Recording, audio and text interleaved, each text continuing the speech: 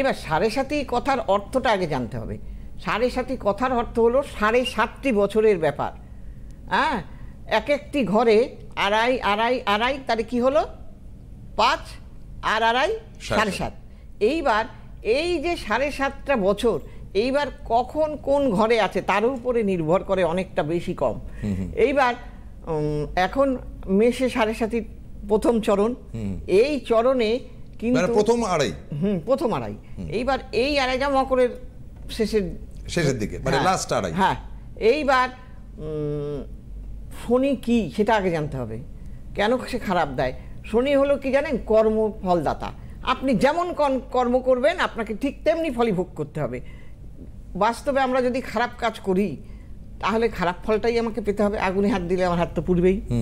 হ্যাঁ, তা শনি কিন্তু সৎ মানুষকে, যে নাকি গুরুজনদের শ্রদ্ধা ভক্তি করে, যে নাকি শিশুদের ভালোবাসে, যে নাকি অন্ধ বিকলাঙ্গ মানুষদের ভালোবাসে, কারুর সম্পত্তি হরণ করে না, কারুর অর্থ হরণ করে না, এই সব লোকদের উনি পছন্দ করেন ভালো লোকেদের। হ্যাঁ, সৎ লোকদের।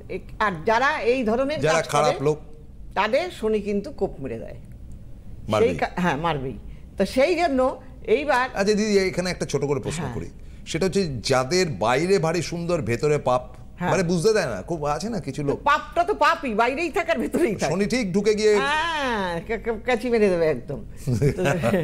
তো সেই কারণে আমি বলছি এইবার দেখতে হবে আমাদের হরোস্কোপে শনির কার কোথায় গোচরে দৃষ্টিটা আছে। দেখুন, শনি এখন মেষের দ্বাদশে থাকবে। এইবার এই দ্বাদশে থেকে সে কোথায় দৃষ্টি দেবে? তৃতীয় দৃষ্টি দেবে। এবং সে কোথায় দৃষ্টি দেবে? তৃতীয়, সপ্তম এবং দশমে।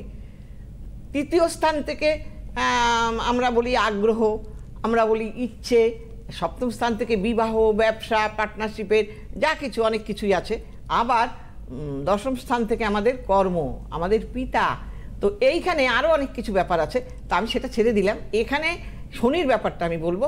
শনির দ্বাদশে থেকে তৃতীয় দৃষ্টি দেওয়া মানে তার দ্বিতীয় স্থানে। এইবার দ্বিতীয় স্থানে দৃষ্টি পড়ার জন্য তাকে কিন্তু সব সময় মাথা ঠান্ডা রেখে চলতে হবে। যে কথাটা বলবে সেই কথাটা যেন মানে ধৈর্য ধরে শুনতে হবে, এবং কখনোই কটু বাক্য করা চলবে না। কারণ এই সময়টা শনি কিন্তু পরীক্ষা নেয়, কার মধ্যে কত ধৈর্য আছে, কে কত সহনশীল, সেগুলো কিন্তু সব পরীক্ষা নেবে। আর আপনার এই একটা ভুলের জন্য কিন্তু, এই কথার বাক্যের ভুলের জন্য কিন্তু, বলে না যে একটা বাক্যের জন্য কিন্তু আপনার জীবনও বেঁচে যেতে পারে বাক্যের জন্য, আবার একটা বাক্যের জন্য আপনার জীবনও চলে যেতে পারে। তো সেই জন্য এমন বাক্য আপনারা করবেন না যে আপনার জীবনে ক্ষতি নেমে আসে। হ্যাঁ, আবার কি হচ্ছে, মেষ রাশি ষষ্ঠে গিয়ে দৃষ্টি দিচ্ছে। ষষ্ঠ স্থান থেকে কি দ্বাদশ স্থানে বসে ষষ্ঠে দৃষ্টি দিচ্ছে মেষের।